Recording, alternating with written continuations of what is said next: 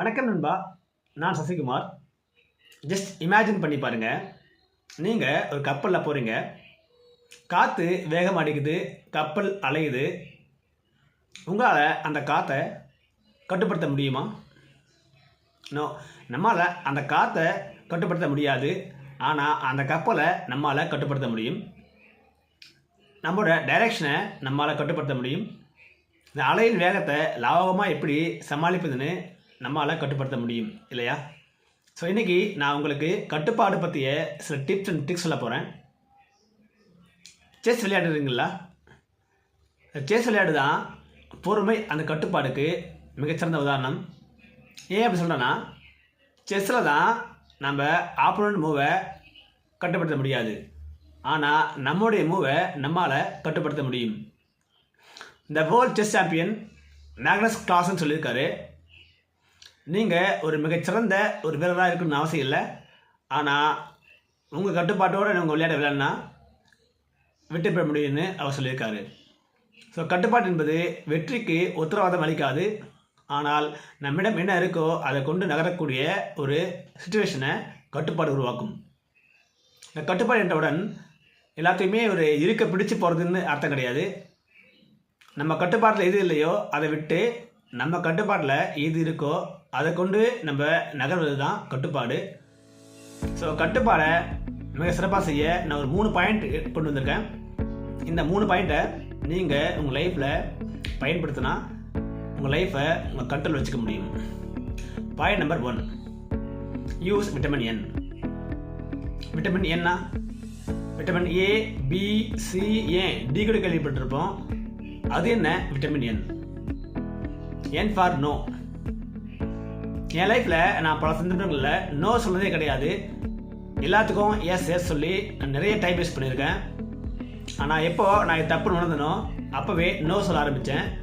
அப்போ இருந்து என் லைஃப் மாற ஆரம்பிச்சது. ஸோ நீங்கள் என்ன பண்ணணும்? எல்லாத்துக்குமே நோ சொல்லாமல் எஸ் சொல்லாமல், எது முக்கியமோ அதுக்காக எஸ் சொல்லிவிட்டு, எது முக்கியம் இல்லையோ அதுக்கு நோ சொல்லி பாருங்கள். உங்கள் லைஃப் எப்போவுமே உங்கள் கண்ட்ரோலில் இருக்கும். Point number 2, stop complaining. நீங்கள் பார்த்துருக்கலாம், சில மக்கள் எல்லாத்துக்குமே கம்ப்ளைண்ட் பண்ணே இருப்பான். எனக்கு இது சரியில்லை, அது சரியில்லை, எங்கள் அம்மா சரியில்லை, எங்கள் அப்பா சரியில்லை, எங்கள் ஆட்சி சரியில்லை, அப்படி இப்படின்னு எல்லாத்துக்கும் கம்ப்ளைண்ட் பண்ணே இருப்பாங்க. இவன் நான் கூட பார்த்தீங்கன்னா இதுக்கு முன்னே நிறைய கம்ப்ளைண்ட் பண்ணியிருக்கேன். என்கிட்ட இது இருந்தால் நான் சாதிப்பேன், என்கிட்ட அது இருந்தால் நான் சிறப்பாக வாழ்வேன்னு சொல்லி நிறைய கம்ப்ளைண்ட் பண்ணியிருக்கேன். அப்போல்லாம் என் லைஃப் மாறல.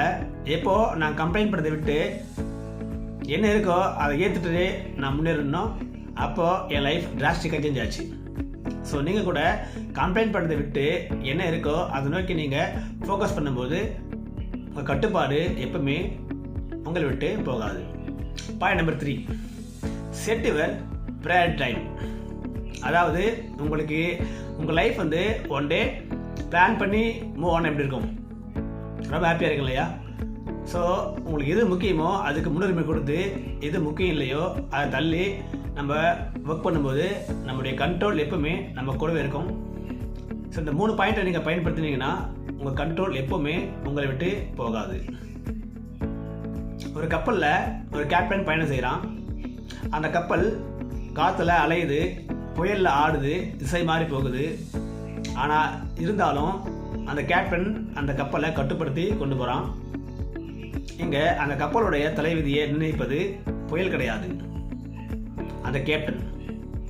ஸோ நம்ம லைஃப்பில் கூட பல நாட்கள் நம்ம கண்ட்ரோல் இல்லாமல் அலைஞ்சிருக்கலாம், கண்ட்ரோலை விட்டு மீறி இருக்கலாம். நம்ம லைஃப்பில் வேலை அதிகமாக இருந்தாலோ அல்லது வேலை இல்லைனாலும் கூட சரி, உறவுகளில் ஏற்படும் பிரச்சனைனாலும் சரி, இதுக்கெல்லாம் நம்முடைய சொந்த எண்ணங்களே நம்மளை கண்ட்ரோலை விட்டு போயிருக்கலாம். எதுவாக இருந்தாலும் நீங்கள் கண்ட்ரோல் நழுவாமல் உங்கள் மனசை கண்ட்ரோலாக வச்சு செயல்படும் போது உங்கள் லைஃப் எப்போவுமே உங்கள் கண்ட்ரோலில் இருக்கும். நான் கண்ட்ரோலை பற்றி சொல்லும்போது ஒரு சின்ன டிப்ஸ் சொல்கிறேன். இதை நீங்கள் பயன்படுத்தினீங்கன்னா உங்கள் கண்ட்ரோல் உங்களை விட்டு போகாது. என்னென்னா, ஒரு பென் பேப்பர் எடுத்துக்கோங்க. எடுத்துகிட்டு நீங்கள் எதெல்லாம் கண்ட்ரோல் பண்ண நினைக்கிறீங்களோ அதை லிஸ்ட்டாக போடுங்க.